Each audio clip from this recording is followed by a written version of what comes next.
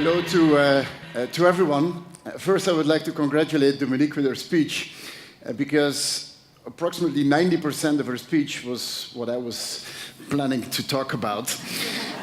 And that is why I'm not going to use the slides, because basically the slides are explaining exactly the same. So it shows that quite often we can actually have the same ideas, Dominique, right? Not always, but quite often it happens.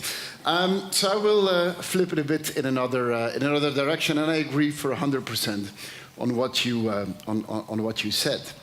But maybe on what was being said afterwards. Let's see in 10 years, and it will be much better in 10 years. This is an argument that I have heard so often. I've always had a strong fiber for feminism. My mother has always been very active in the feminist cause, and I've always had a lot of very strong women and ambitious women around me.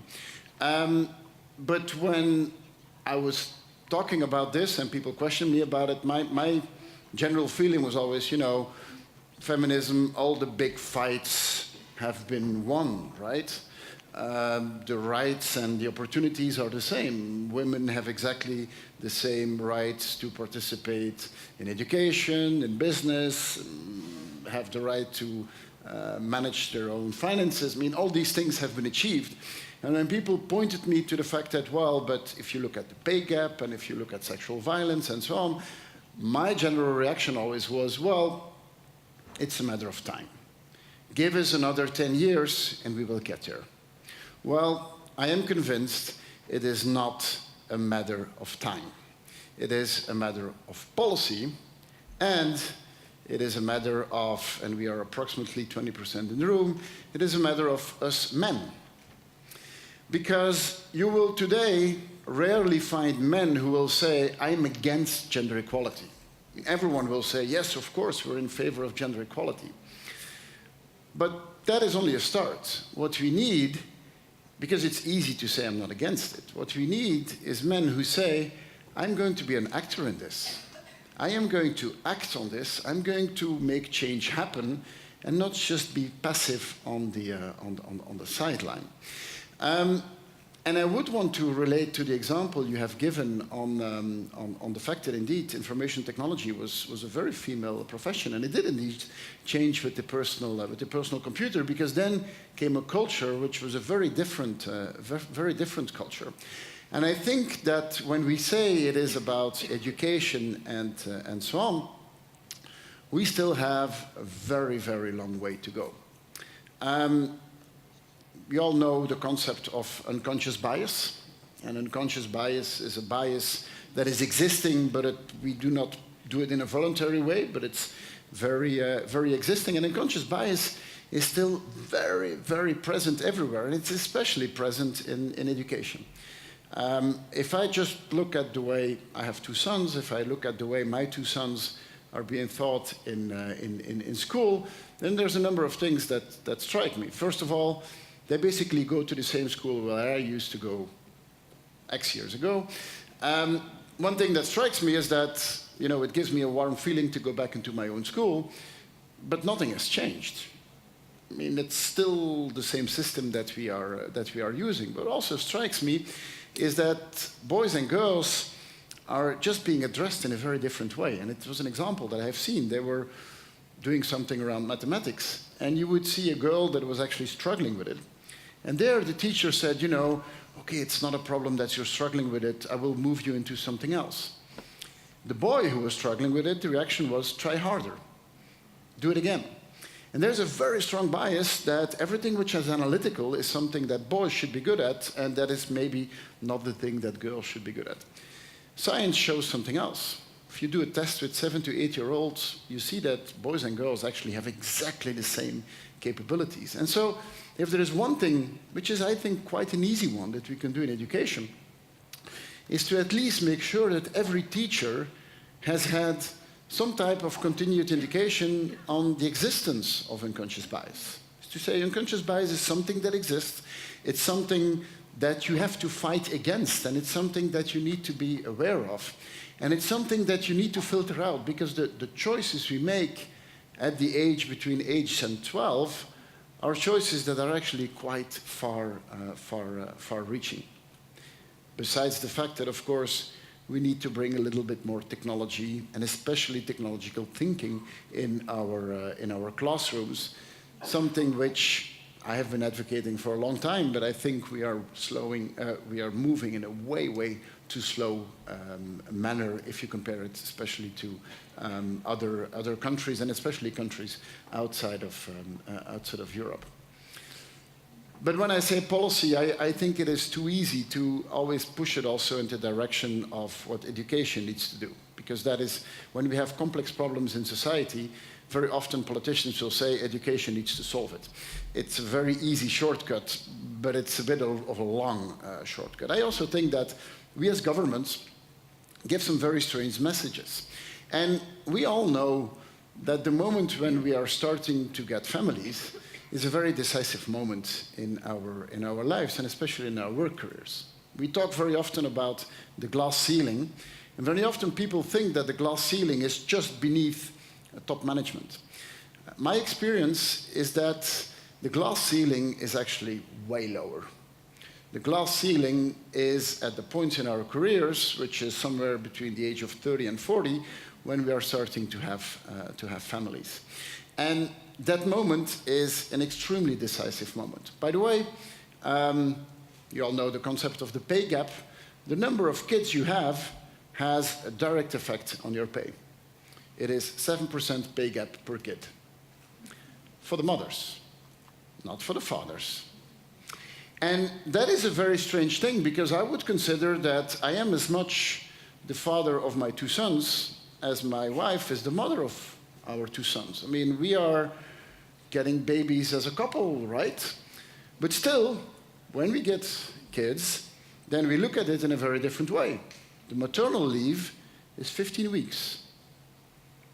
The leave for fathers, when I had my kids, was 5 days. Today, it is 10 days. That is a very strange message. It's basically saying women are getting kids and fathers are a bit of a satellite around that. And I see some people moving their heads in the room and saying, well, but yes, biologically there is a difference. Yes, of course, biologically there is a difference.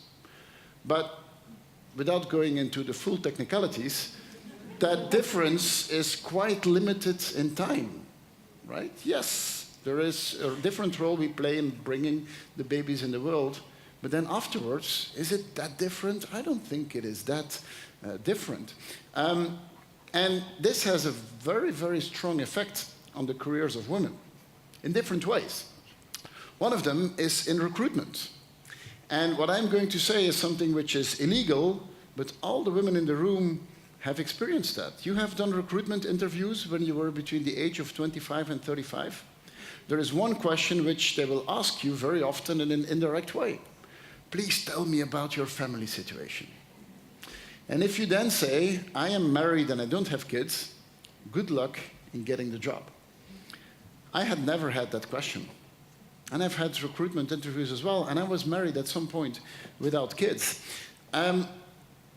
Why? And this shows the things that we have wrong in society. I mean, since when do we see our biological procreation as an issue? I mean, what is wrong with this when in organizations we start to say that, you know, this person, we might not recruit her because she might have kids at some point. I mean, it shows that the thinking in organizations, I think, very often is wrong, and that is also because we have a very male perspective at looking at that. And there are countries where maternal and paternal leave is actually at the same level, most of the Scandinavian countries. And I know that people will say, but how do we pay this? Well, these are not societies with an underdeveloped economy. It's actually quite the opposite. And on the non-economic indicators, these countries have actually achieve very good results. And this is a moment which is a decisive one. And very often, the solution to that is that we then say, well, maybe the solution is for a few years to work part-time. And actually, part-time work at the moment where we are having kids, it sounds like a good idea, but it's an extremely bad idea. Like they say in French, it's une fausse bonne idée. Because part-time work very often pushes women into career paths which limits them tremendously in the possibilities that they have.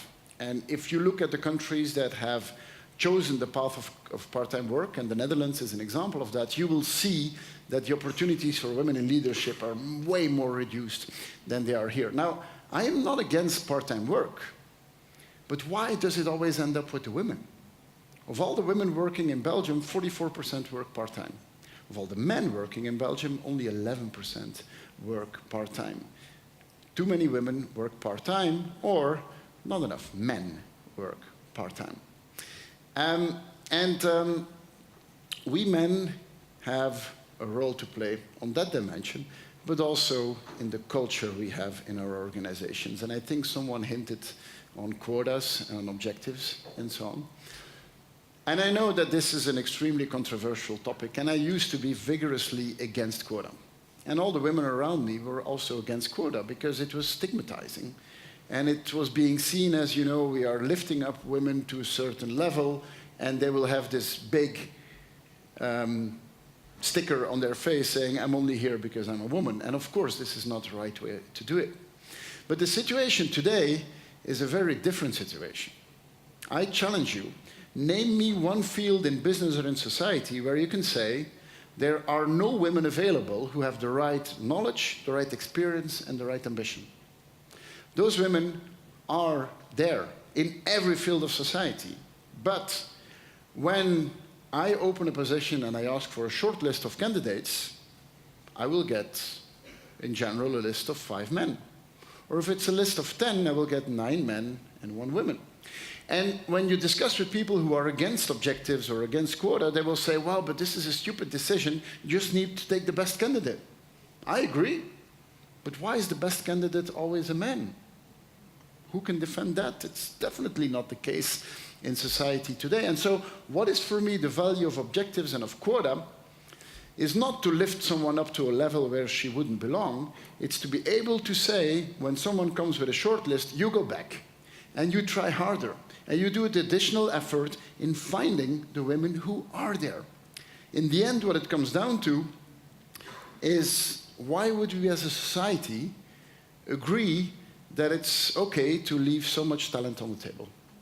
Why would we say that we will deploy the talent of 50% of the population, but for the other half of the population, we think it's okay not to develop it? Why would we as a society have the ambition to have the highest educated housewives of the world? What's the point of that? Why would you do that? And it's not that we live in a world where we have too much prosperity. I mean, we have needs of creating prosperity, and if we create more prosperity, we can invest more in fighting climate change, and we can invest more in so many different things. But creating more prosperity is not going to happen by squeezing more out of the group that is active today. It's going to happen by leveraging the talent of everyone. And I think this is a much less threatening speech on feminism than what we have used to say. A lot of men see feminism as a threatening thing because it feels like if we have to create more space for women, we have to take a step backward. I think that it's not a zero-sum game. It's something where we can win everyone. I think that if we have a society that has a better balance between men and women, we men will also have a more balanced life. So when I say it's the age of women, it is not the age of women. It's also the age of men. But if we want it really to be the age of men and women, we need a better balance. And the better balance starts with us acting on gender equality. Thank you.